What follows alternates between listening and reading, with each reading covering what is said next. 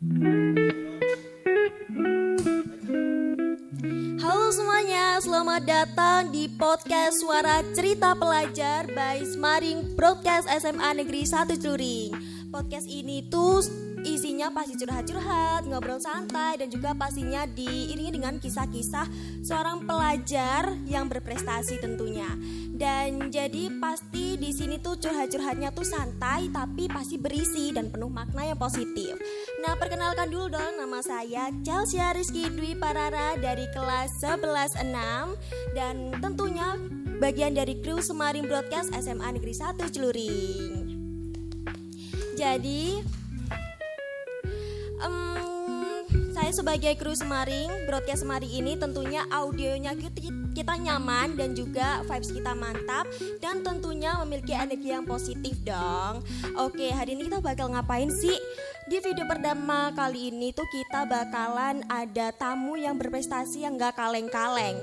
Nah, tentunya ini siswi salah satu SMA Negeri 1 Celuring. Tentunya prestasinya ini tuh gak semua orang itu bisa dapatkan semudah itu. Oke, langsung aja kita sambut. Di sini ada Kak Devina, runner up to Budaya Indonesia tahun 2025. Silakan Kak Adi dulu. Ya, boleh dong perkenalan dulu nih kepribadiannya Kak Devina itu seperti apa biar para pendengar itu makin dekat sama Kak Devina. Baik, perkenalkan nama saya Devina Aprilia Midiatin, siswi SMA Negeri 1 Celuring. Ya. Kebetulan Devina ini dari kecil menyukai apapun yang berada di bidang kebudayaan. Apalagi Devina dari kecil itu sudah dilatih cara bicara, jadi percaya diri saat di pentas ataupun saat berhadapan dengan audiens. Ya, luar biasa sekali ya teman-teman. Oke Kak, kalau boleh tahu nih kesehariannya tuh ngapain dan mungkin simpelnya nih kelas berapa sih Kak Devina itu sekarang itu kesibukannya ngapain atau mungkin nih sibuknya tuh lebih dari para menteri di Indonesia, siapa tahu kan? Oke, boleh ceritakan dikit dong. Baik, sekarang berada di kelas 11 SMA, kelas 2. Kesibukannya kalau di sekolah ini paling ada ekstra sama organisasi-organisasi yang saya ikuti. Kalau di rumah palingan les nari gitu, ngajar les. Kalau di sekolah ekstra yang paling menyibukkan diri itu di ekstra tari. Ya, benar-benar. Sangat cocok ya sama passionnya jadi juara Duta Budaya Indonesia. Sangat cocok sekali sama passionnya ya teman-teman. Jadi langsung aja ya kita bertanya-tanya nih sama Kak Devina karena kita tuh sangat ngefans banget kayaknya ke Kak Devina ini tuh. Nah, kalau boleh tahu nih awal mula Kak Devina tuh bisa tertarik sama perlombaan yang ajangnya tuh sampai nasional. Kok bisa seberani itu? Nah, awal mula Kak Devina itu bisa sampai ke perlombaan tersebut itu apa? Motivasinya Kak Devina tuh apa? Coba boleh ceritakan gak sih? Sebenarnya itu diawali dengan pemilihan putra-putri SMA Negeri 1 Celuring. Nah, saat itu mengundang Kak Jovika. Ya. Nah, dari situ aku tahu Kak Jovika itu pernah menjadi duta berbakat di Duta Budaya Indonesia dan juga top 3 di Duta Budaya Jawa Timur. Nah, setelah itu aku mengulik tentang Duta Budaya Indonesia ini. Dari A sampai Z gitu ya. Aku ngulik ini tuh apa sih, ini ajang apa, terus benefitnya apa ya yang aku dapat gitu. Jadi awal mula kenal itu dari kakak tingkat putra putri. Oh gitu. Terus itu Kak Devina itu paginya langsung berpikir aku harus daftar deh. Gitu tanggal berapa sih daftarnya awal mula terus sampai ke persiapan pada perlombaan itu tuh dimulai pada kapan? Terus kayak tenggat waktunya tuh kapan, berapa hari gitu, kayak dari perlombaan sampai ke daftar. Yang pertama itu dari pendaftaran sampai ke grand final itu berbulan-bulan ya, dari Januari sampai di Oktober. Dan perlombaannya itu seleksinya tuh online di bulan apa ya? Seleksi online itu kalau kita nggak ikut langsung dari Duta Budaya Jawa Timur. Aku ceritain apa yang aku tahu aja. Iya, nggak Yang apa-apa. di DBI itu ada salah satu finalis dari Jawa Timur yang sudah disupport DBJT tapi tidak masuk di top 3. Ya terus? Nah, habis itu mengundurkan diri. Itu alasan dari DBI-nya. Kalau dari DBJT yang aku tahu itu, DBI itu tidak memenuhi standar perdutaan gitu. Oke. Nah, ngomongin soal seleksi nih ya, Kak Devina tadi tuh ngomongin soal seleksi. Nah, penasaran nih, saya juga, para pendengar pasti juga penasaran, gimana sih cara proses seleksinya Kak Devina tuh bisa tercantum namanya sampai ke ajang nasional. Tentu sangat bangga sekali ya Kak. Nah, terus itu apakah harus hafal nih tarian tradisional khas daerah sampai Sabang sampai Merauke? Apakah sesulit itu untuk bisa masuk ke ajang nasional? Boleh ceritakan sedikit? Gak perlu hafal tarian. Iya. Yang mula-mulanya itu pendaftarannya itu via online. Habis itu seleksinya itu kita disuruh mengirimkan video tari karena tema DBI kali ini itu mengangkat tari tradisional. Nah, jadi dari seleksi tari, habis itu seleksi wawancara, habis itu ada beberapa tes yang dilakukan via Zoom. Setelah itu diambil kurang lebih 30 finalis. Ya. Setelah itu grand final. Iya, 30 finalis. Habis itu di karantina. Di karantina itu gak hanya tidur, habis itu make up, nari, enggak, tapi ada beberapa tes lagi. Yang tes terakhirnya itu ada deep interview. Interview secara mendalam tentang budaya di DBI ini. Iya. Oke. Terus nih ya, tadi tuh kayaknya penasaran banget dari seleksi kan udah tercantum dari 30 gitu ya. Nah, udah tercantum tuh tentu sangat bangga sekali dan perlu banyak persiapan yang gak semudah itu dan gak semua orang tuh bisa kayak Kak Devina ini. Dan kalau boleh tahu nih, apa kesibukannya sebelum dimulainya perlombaan atau aktivitas apa aja sih di situ tuh, kegiatannya apa aja? Karena penasaran banget Kak gitu. Ini aktivitas di DBI-nya. Iya, boleh apapun deh. Aktivitas saat karantina kan? Semuanya juga boleh. Aktivitas saat karantina itu yang pertama itu pembekalan materi. Iya. Saat registrasi ke hotelnya, habis itu langsung pembekalan materi. Kita itu dikasih pembekalan materi dari siang sampai sore. Capek banget ya Kak pasti. Ya, habis itu karena benar-benar gak ada waktu istirahat kan saat itu, jam 8 itu udah selesai. Baru kali ini ajang pageant itu jam 8 malam itu udah selesai acara. Nah, besoknya itu langsung latihan koreografi, sasing seremoni, sama unjuk bakat. Wow.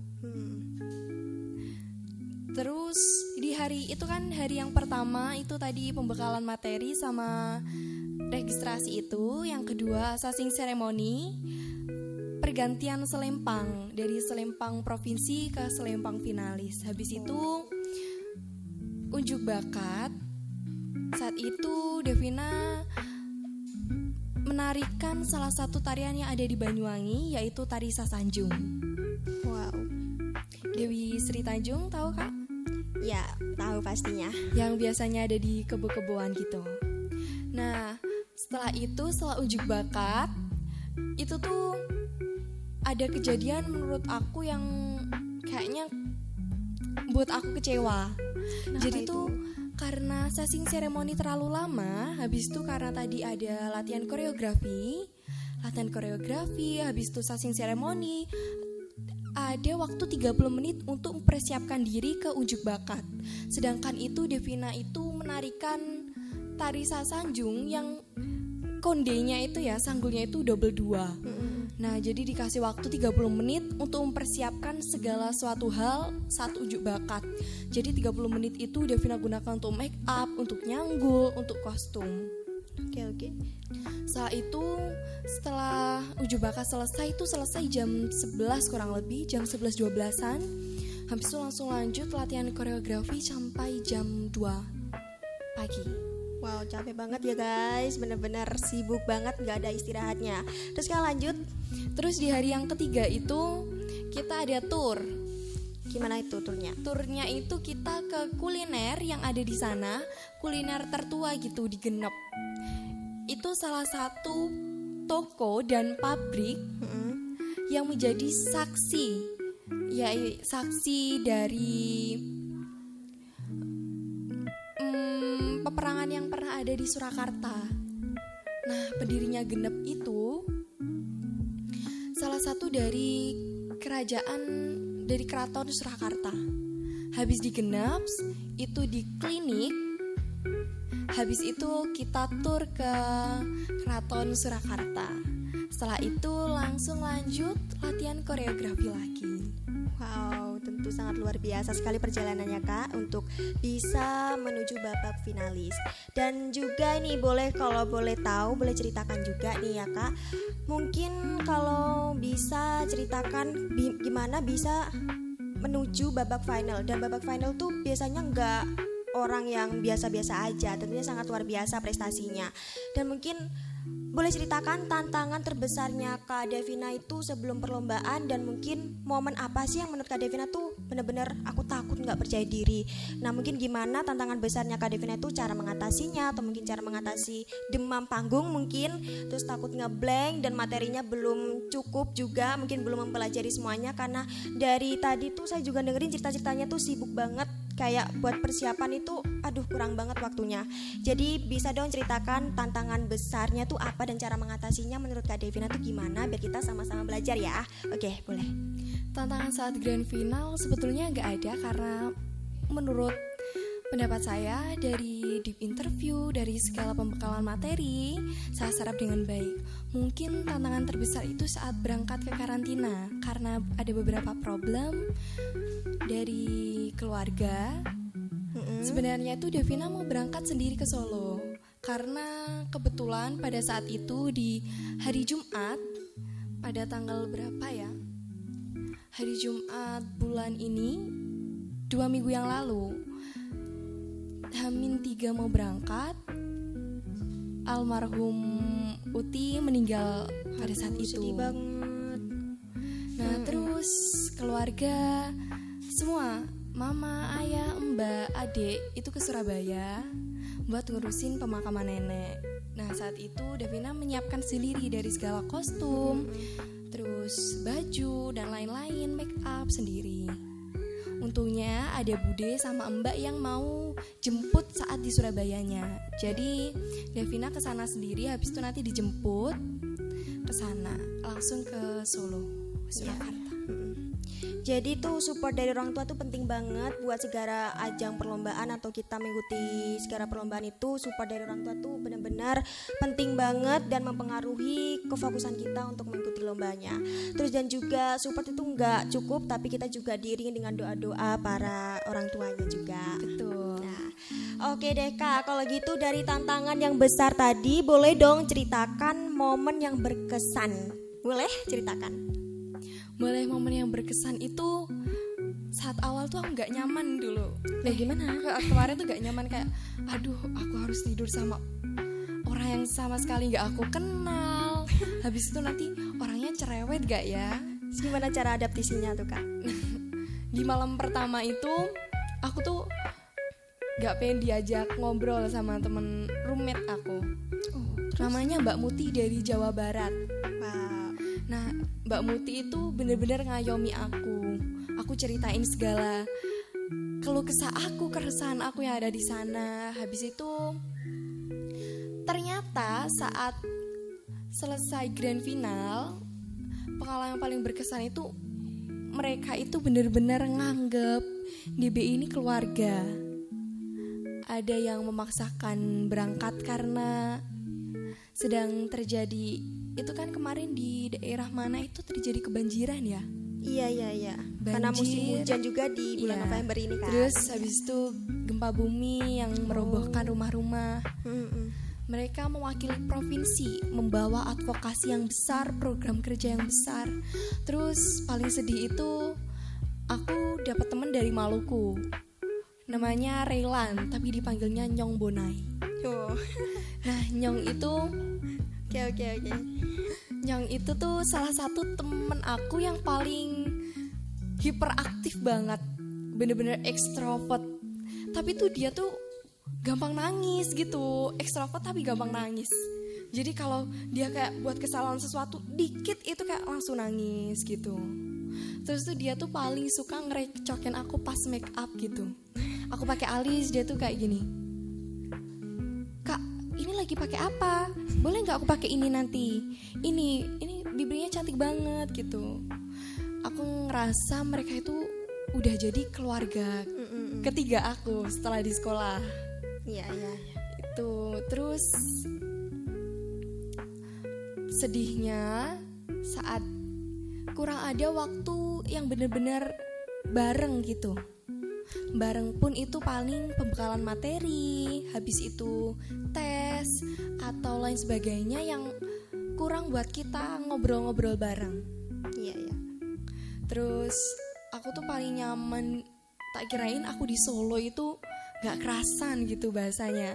Tapi ternyata Solo sama Yogyakarta itu ngangenin banget. Benar sekali, suasananya tuh kayak beda banget gitu loh. Iya, ya kan? beda banget. Kalau di Banyuwangi itu vibes-nya apa ya? Ya udah ya sama kayak kita lihat sehari-hari gitu. Iya, Cuma iya. kalau di kota orang tuh banyak hal baru yang kita temuin. Benar sekali, benar banget. Dan juga boleh dong sekarang kita tanya-tanya lebih dekat lagi sama Kak Devina. Setelah tadi kesibukan di sekolah itu, mungkin prestasi apa aja yang Kak Devina raih gitu selain Duta Budaya Indonesia ini yang sangat-sangat luar biasa. Prestasi di sekolah itu kayak untuk sekolah atau bisa ajang perlombaan untuk sekolah ataupun event-event saat di sekolah itu apa gitu, boleh diceritakan? Mungkin ada beberapa lomba yang pernah Devina ikuti seperti FLS 2N, terus habis itu Jawa Pos.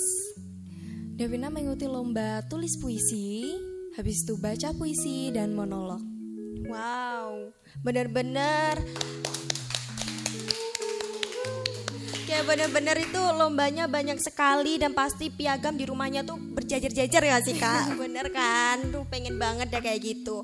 Dan pastinya semua lomba itu kayaknya diborong semua deh sama Kak Devina itu. Ya kan Kak, bener-bener pengen deh temenan sama Kak Devina biar bisa nular piagamnya. Oke, tepuk tangan sekali lagi buat Kak Devina.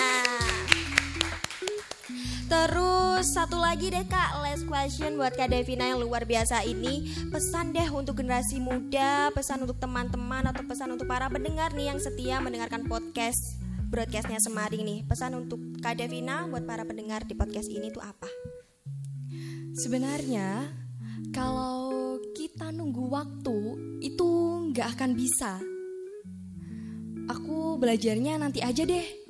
Kalau sekarang aku mau habisin waktu senang-senang aku, itu gak akan ada habisnya.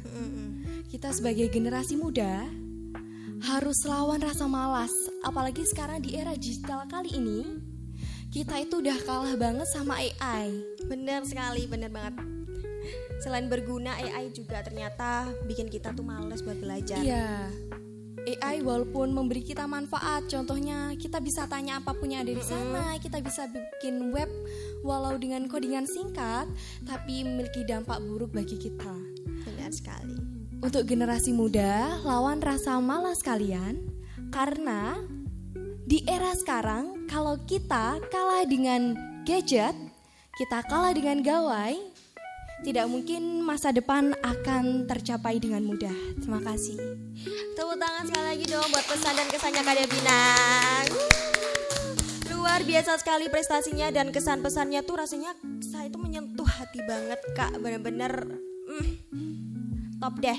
Terus nih Kak, terima kasih ya Kak sudah bisa hadir di podcast ini dan bisa berbagi pengalaman seru perjalanan yang gak semua orang tuh bisa pastinya. Dan Kak Devina pasti banyak sekali pengalaman-pengalaman yang gak bisa dilewati.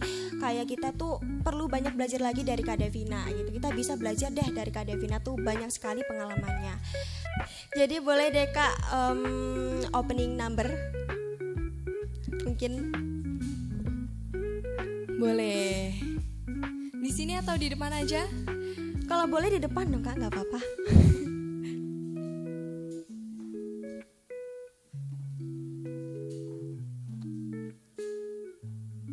Lari wadon, iku kaya kembang kang ora gampang layu. Isun Duta Devina Aprilia Mediatin Soko Jawa Timur.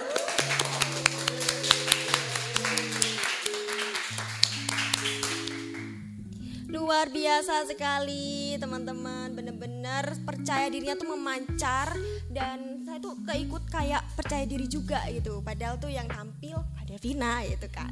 Nah terus nih Kak, terima kasih ya Kak sudah berbagi kisah-kisah inspiratif. Kita benar-benar banyak belajar dari Kak Devina. Tentunya kita juga banyak belajar dari budaya Indonesia. Kalau budaya Indonesia itu gak cuma sebagai warisan, tapi juga sebagai amanah buat kita, bangsa Indonesia, generasi muda selanjutnya itu untuk menjaga budaya yang ada di Indonesia. Terima kasih ya Kak Devina sudah hadir di podcast ini dan tentu sangat luar biasa. Dan juga Kak, jangan lupa kalau SMA Negeri 1 Curing ini tentu sangat bangga mempunyai seseorang siswi seperti Kak Devina. Tepuk tangan dong teman-teman. Oke, para pendengar yang setia di broadcast Semaring SMA Negeri 1 Curing, terima kasih sudah mendengarkan sampai akhir. Kita banyak sekali belajar dari Kak Devina.